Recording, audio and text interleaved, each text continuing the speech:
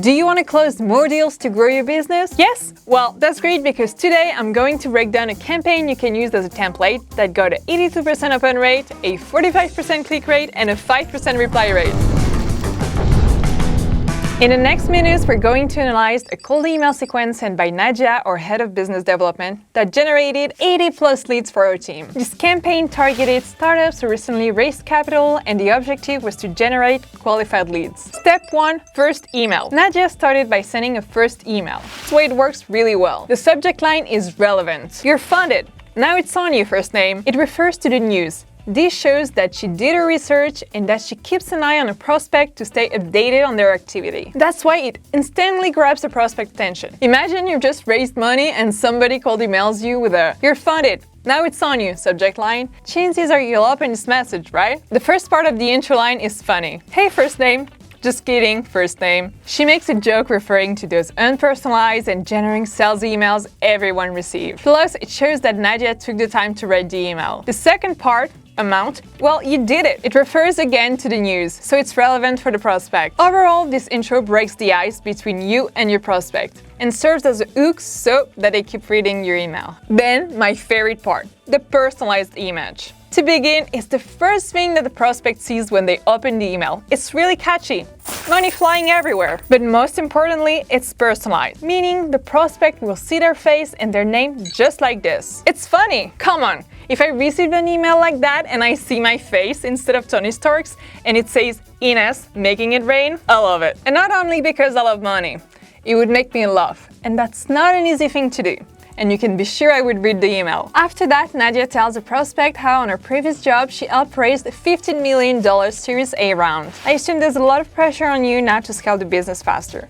When you raise the Series A, we focused on the cold emailing campaigns, and for me, the first months felt like running endless trial and error marathons. She shows that she can relate to their situation in a genuine way and that she's been in their shoes before, so she might have the solution to their future struggles. It's a good way to spark interest. Then she ends with a CTA that is not as pushy, which is great for building relationships first. After months of testing, we finally cracked the cold email code, so if you're doing the same, I'd be happy to share the strategy that got us to close some really nice deals with Fortune 500 companies and get 27% reply rates on average. We did that for Zendesk, and they've managed to book 30 qualified meetings after just one campaign. If you're interested, I would be happy to share how we do that at lemlist. We do like to think of ourselves as the cold emailing gurus. In the meantime, she also provides value, saying she would be happy to share the strategy they used that got them great results. What she's doing is teasing the prospect and catching their interest, which boosts replies. Step 2. First follow-up. Next, Nadia sent a follow-up to people who didn't reply. Follow-ups are so underrated, but let me tell you a secret. More follow-ups equals higher reply rate equals more opportunities. The email was sent with the same subject line, so it appeared under the same thread. The first part of the email shows a bit more about Nadia. I get we don't know each other, so let me start by introducing myself properly. I'm Nadia, head of business development at lemlist. Previously, I led a team of 20+ sales reps doing cold emailing outbound, which helped us get our $15 million round of funding. Oh, and I own a small zoo. I co-live with 2 fat Labradors and a cat. She shares a relevant experience again so that prospects can relate. Then she shares more personal details talking about her dogs, which makes her sound more human. This cold email becomes a warm email.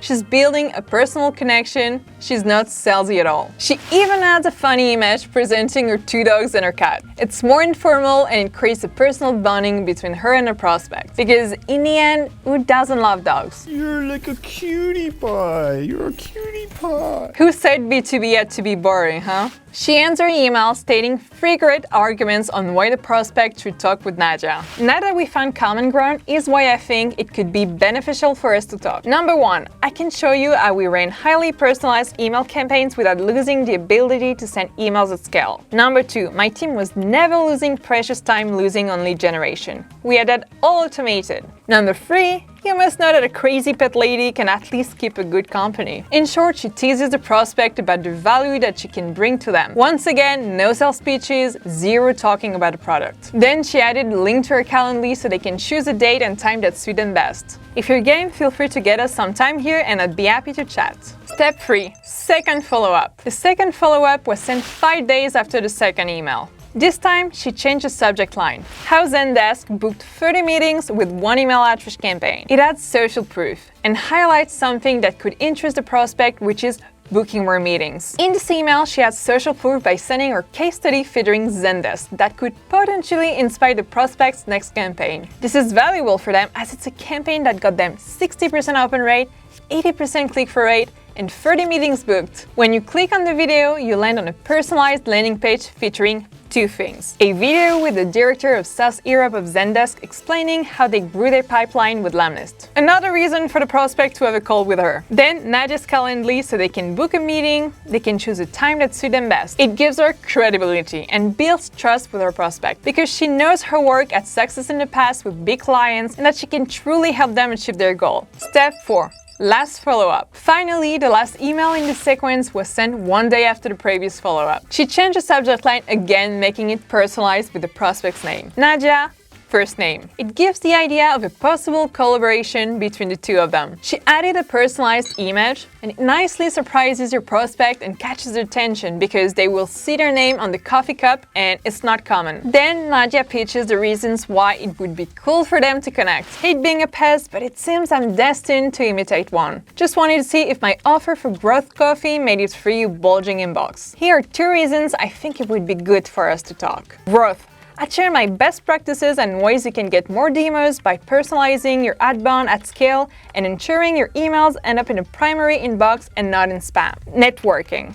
It's always great to get to build relationships, and I'd be happy to refer you and company name to people in my network who might benefit from your service. It shows how beneficial it can be for the prospect too. She ends by directly proposing a date and time so the prospect doesn't have to think. If you're a game, let me know if Thursday, 11 a.m. EST would work for you. It's a yes or no question. The CTA is very clear and fast to respond to. This email sequence not only generated leads for lemlist, but also helped Nadia to build warm relationships with prospects. Now you know what makes a killer cold email sequence. Personalization, added value, social proof, clear CTA, and following up. So go test it out. If you have any questions, let us know in the comments. Bye!